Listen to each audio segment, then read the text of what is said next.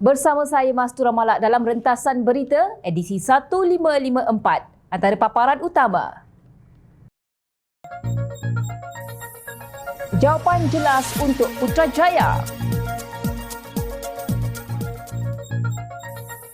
Kemana suara terpaling membela Islam?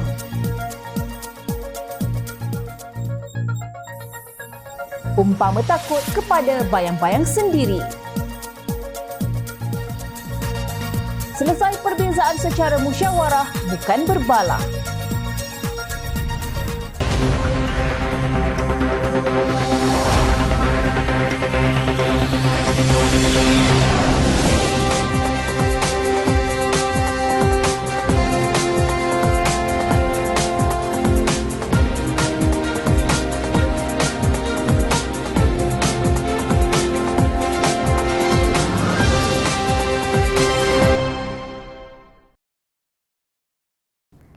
Assalamualaikum dan salam sejahtera. Pembaharuan struktur yang dilaksanakan oleh Kerajaan Malaysia dipercayai akan memperbaiki nilai ringgit menurut Ketua Ahli Ekonomi Bank Muamalat Malaysia, Dr. Muhammad Afzanizam Abdul Rashid. Beliau berkata turun naik mata wang ringgit adalah perkara biasa yang didorong oleh penunjuk makroekonomi kerana Malaysia negara perdagangan terbuka. Melihat kepada petunjuk makroekonomi, lebihan akaun semasa bagi 2023 kekal pada 1.2% KDNK. Ini menunjukkan Malaysia mempunyai simpanan yang boleh digunakan untuk pelaburan dalam negara. Pasaran buruh kita berada dalam status guna tenaga penuh dengan kadar pengangguran yang lebih rendah sebanyak 3.3% pada akhir 2023. Nilai ringgit sepatutnya lebih baik daripada apa yang ada pada masa ini, katanya dilaporkan bernama. Bagaimanapun, impak sentimen penilaian mata wang menyukarkan jangkaan mengenai isu tersebut. Kemarin, Gubernur Bank Negara Malaysia, Dato' Abdul Rashid Ghafur menyatakan paras semasa ringgit tidak menggambarkan prospek positif ekonomi Malaysia. Afzanizam turut menyatakan peri pentingnya Akta Kewangan Awam dan tanggungjawab fiskal untuk reformasi fiskal dalam memastikan takbir urus baik dan ketelusan. Apa yang boleh dilakukan ialah kita terus mengekalkan pembaharuan struktur seperti langkah cukai pembetulan, rasionalisasi subsidi yang akan menarik pelabur berkualiti dan menangani isu teras, tegasnya lagi. Beliau menambah bahawa kerajaan tidak perlu panik kerana hutang Malaysia adalah bentuk mata wang tempatan. Pengarah urusan SPI Asset Management Stephen Ines pula menyatakan bahawa kelemahan semasa ringgit adalah bersifat sementara dan reaksi berlebihan. Inflasi global turut melembabkan permintaan, justru ringgit berdepan pilihan sukar.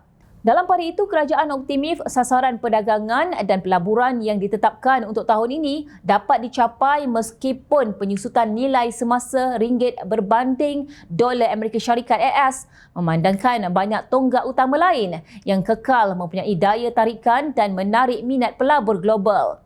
Menteri Pelaburan Perdagangan dan Industri Tengku Datuk Seri Zafrul Abdul Aziz berkata, pelabur akan mempertimbangkan prospek jangka panjang dan sesuatu yang menjadi sandaran dalam membuat keputusan mereka. Ringgit merupakan satu daripada faktor utama. Mereka ingin melihat kestabilan ringgit dan saya berpandangan bahawa kita berada pada julat yang stabil, katanya. Semoga jawapan yang diberikan oleh Tengku Zafrul dan Ketua Ahli Ekonomi ini akan dapat menjawab pelbagai spekulasi dan sentimen yang cuba dibawa pembangkang sejak kebelakangan ini. Juga diharapkan selepas ini, Ahli Parlimen Putrajaya, Datuk Dr. Muhammad Razli Majidin yang mendakwa kononnya kerajaan tidak serius menangani kesan kejatuhan nilai ringgit yang berlaku ketika ini lebih dapat memahami teori ekonomi dan fakta berkaitan dengannya sebagai rujukan sebelum mengeluarkan sebarang kenyataan. Persoalan yang sentiasa timbul, siapakah yang suka mengutarakan dan membangkitkan isu nilai ringgit? Jawapannya hanya pembangkang dan para walaun. Kuman di seberang laut nampak, gajah di depan mata umpama tidak wujud. Jabatan Perdana Menteri Hal Ehwal Agama akan menyiasat pendedahan dibuat sebuah akhbar tempatan mengenai lelaki dikenali dalam kalangan pengikutnya sebagai Maula Muhammad Amin yang menunggang nasab suci Nabi Muhammad sallallahu alaihi wasallam.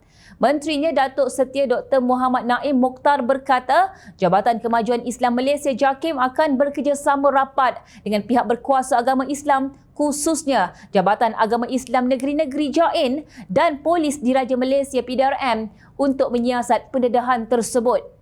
Muhammad Naim berkata beliau tidak akan berkompromi dengan mana-mana pihak yang cuba mengeksploitasi agama untuk kepentingan diri maupun kumpulan yang tertentu. Semua pihak adalah dinasihatkan supaya sentiasa merujuk kepada JAIN berkaitan apa-apa urusan berkaitan pertauliahan mana-mana pendakwah agar setiap perkara yang disampaikan selari dengan ajaran Islam, katanya dalam kenyataan pagi ini. Dalam pada itu, beliau menyeru semua pihak untuk sentiasa berpegang kepada neraca ilmu, fakta dan menjauhkan diri daripada taksub. Ujarnya lagi, ketaksuban yang melampau dalam sesuatu perkara adalah berbahaya kepada diri dan masyarakat. Sikap taksub akan menyebabkan seseorang mudah terpengaruh dengan sesuatu dakwaan oleh individu maupun kumpulan tertentu, tambahnya lagi. Seorang maula yang dikatakan berketurunan Nabi Muhammad rupa-rupanya tiada langsung nasab suci baginda Rasulullah. Lelaki yang nama sebenarnya Muhammad Amin Auraj mengeksploitasi nasab suci Rasulullah sallallahu alaihi wasallam untuk menarik perhatian pengikut serta pendukungnya. Beliau juga kononnya mendakwa warga Maghribi disahkan bukan rakyat negara itu, sebaliknya adalah warga Perancis Algeria. Lelaki yang pernah tular pada tahun 2022 lalu itu sempat mencetus perdebatan dalam kalangan rakyat Malaysia kerana ada sebahagiannya yang menyanjung lelaki itu dan tidak ketinggalan meragui latar belakangnya. Akhbar itu melaporkan PDRM sedang memantau kegiatan Maula Muhammad Amin dan pengikutnya susulan laporan bahawa seorang mudir di Madrasah Selangor aktif mempromosi Maula Muhammad Amin dengan mengutip dana awam secara tidak sah selain cuba mewujudkan satu perkampungan kerajaan 9 di Melaka sebagai persiapan akhir zaman kepada para pengikutnya. Selain itu dilaporkan kira-kira 100 jemaah tertipu selepas dijanjikan untuk membuat umrah bersama Maula Muhammad Amin tersebut kerana ketaksuban mereka. Semalam, Jabatan Agama Islam Selangor JAIS tegas dalam menghalang apa sahaja aktiviti yang membabitkan individu dikenali sebagai Maula Muhammad Amin.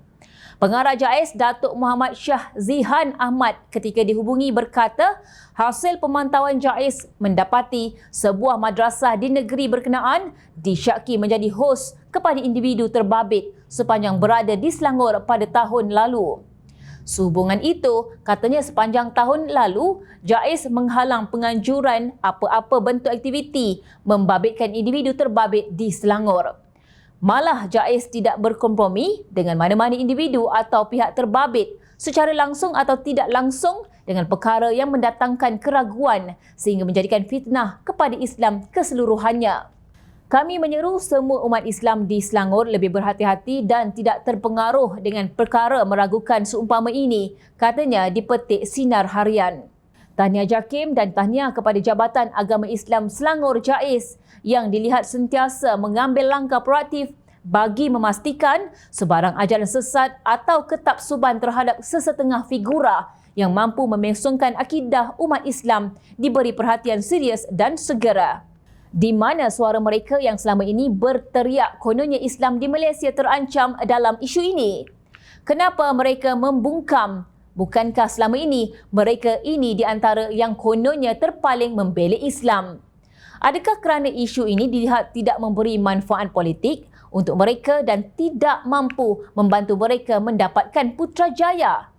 Ataupun benar dakwaan yang mengatakan ramai antara walaun yang menjadi pentaksub kepada individu berkenaan?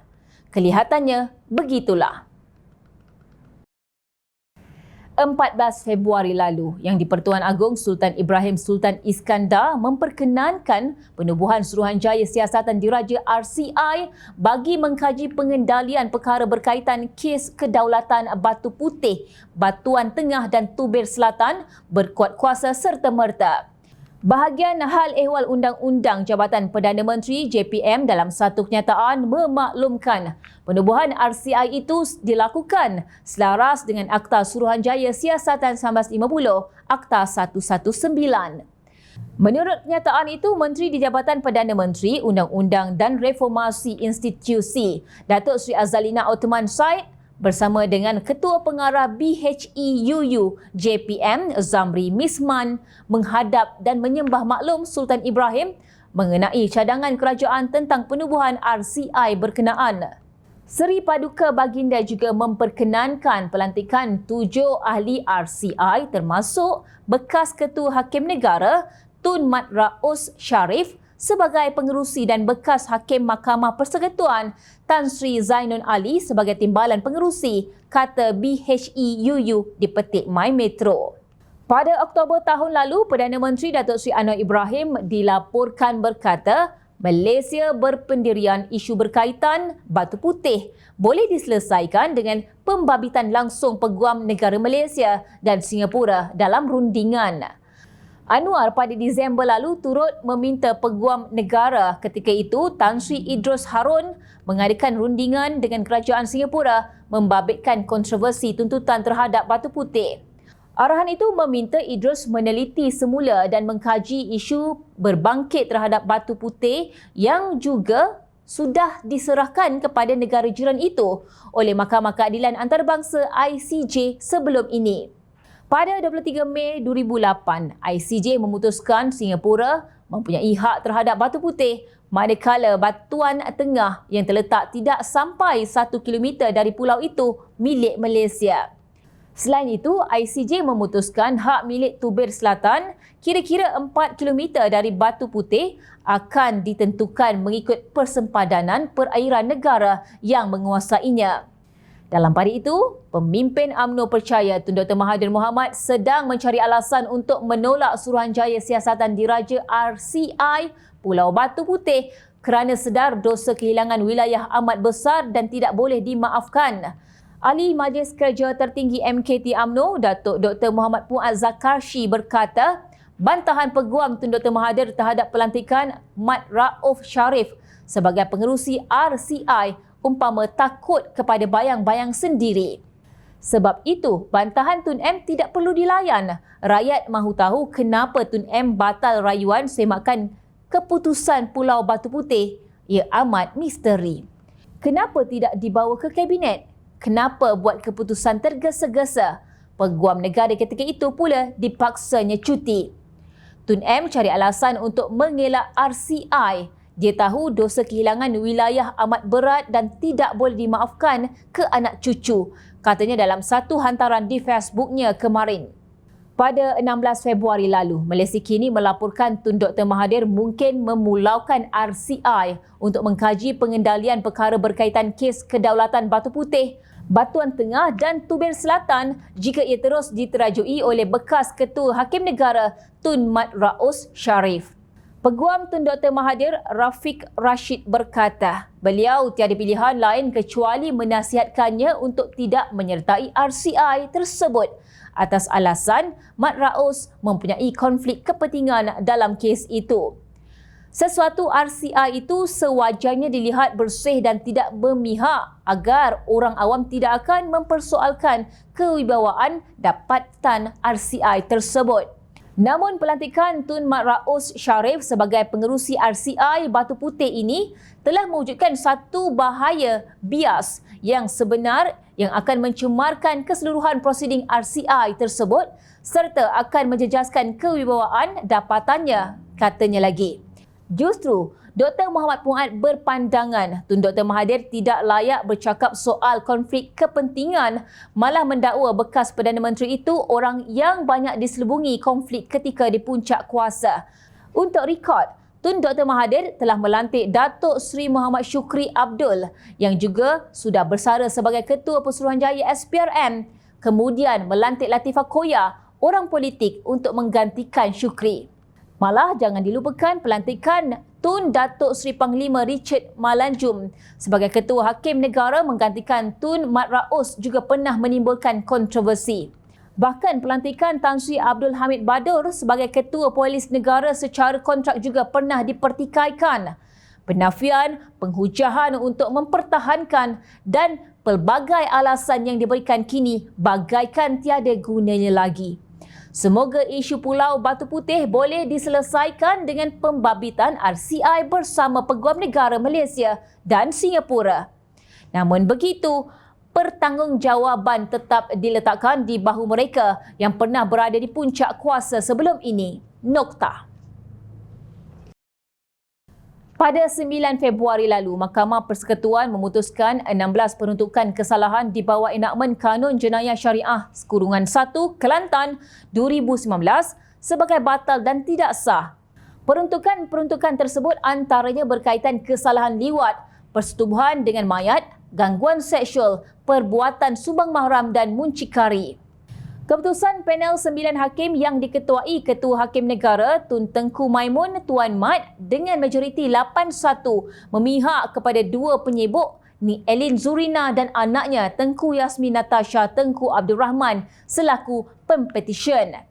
Pimpinan PAS yang jelas tidak puas hati mahu seluruh negara melihat yang kalah ialah Undang-Undang Syariah Islam. Kita amat sedih pada hari ini, ujar Setiausaha Agung PAS Datuk Sri Taqiyuddin Hassan dalam pernyataannya kepada media. This is a Black Friday, Jumaat yang hitam kepada syariat Islam, kepada undang-undang syariah Islam. Tak ada orang boleh dituduh di Mahkamah Syariah dengan kesalahan jenayah syariah ini, tegas Ahli Parlimen PAS Kota Baru itu.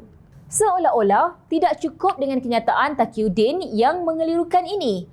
Presiden PAS Tan Sri Abdul Hadi Awang mengeruhkan lagi menerusi tulisannya dalam minda Presiden pada 14 Februari berjudul Meninggikan Syariat Allah Amanah Besar.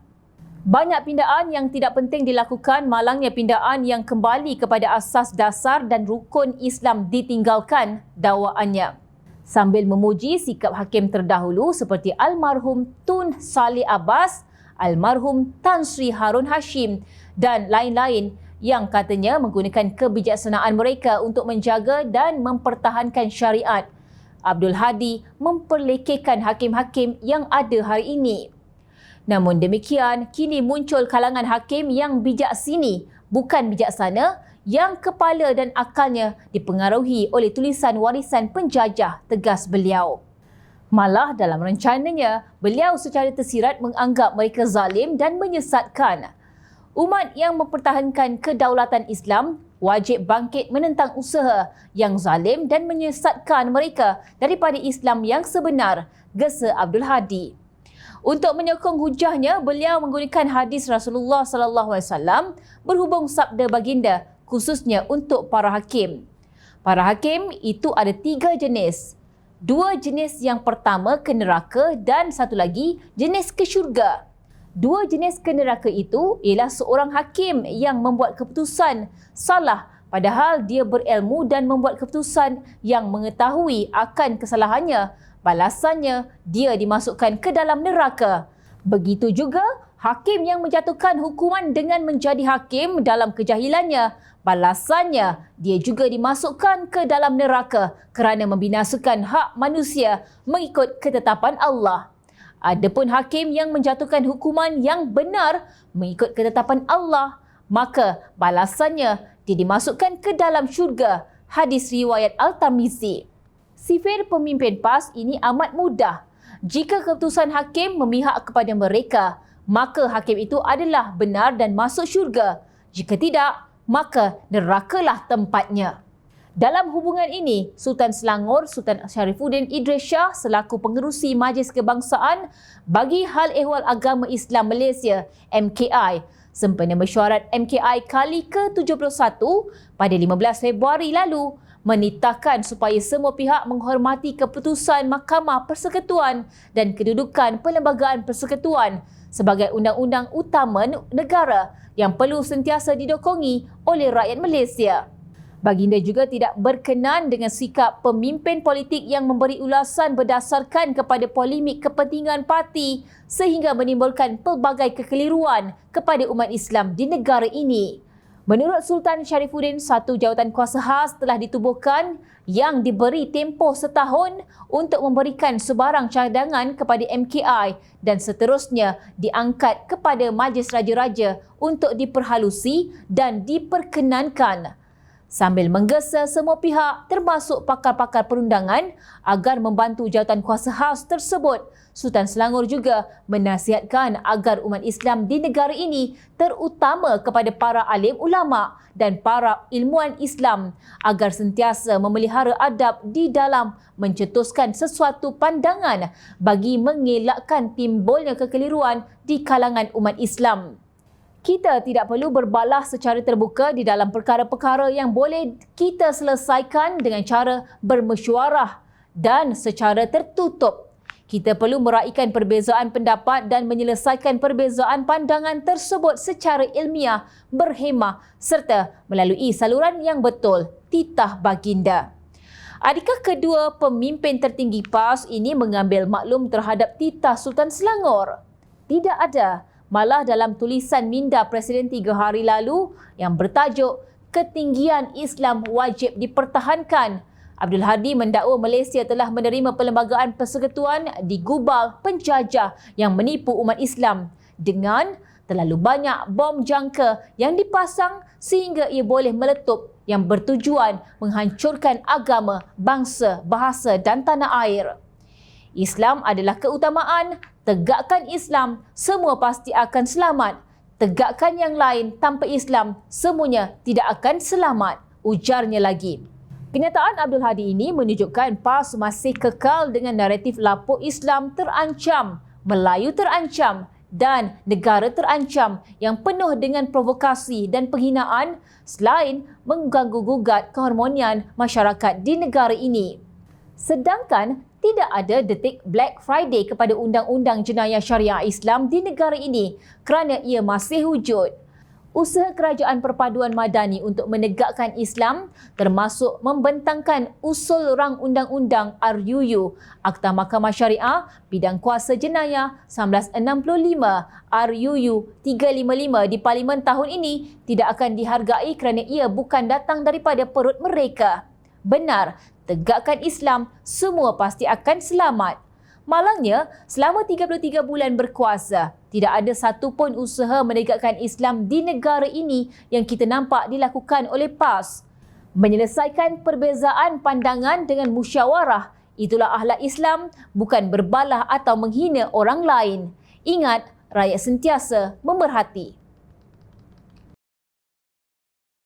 Baiklah, Jom Channel ingin mengucapkan jutaan terima kasih kepada para penyokong Jom Channel dan kepada anda yang berminat untuk memberikan sumbangan bagi membolehkan kami meneruskan perjuangan menyampaikan berita yang benar. Sumbangan boleh dibuat melalui akaun bank yang tertera. Suara rakyat kami sampaikan demi negara tercinta. Teruskan bersama kami di Jom Channel untuk mendapatkan berita politik tanah air. Saya Masra Malak. Assalamualaikum dan jumpa lagi.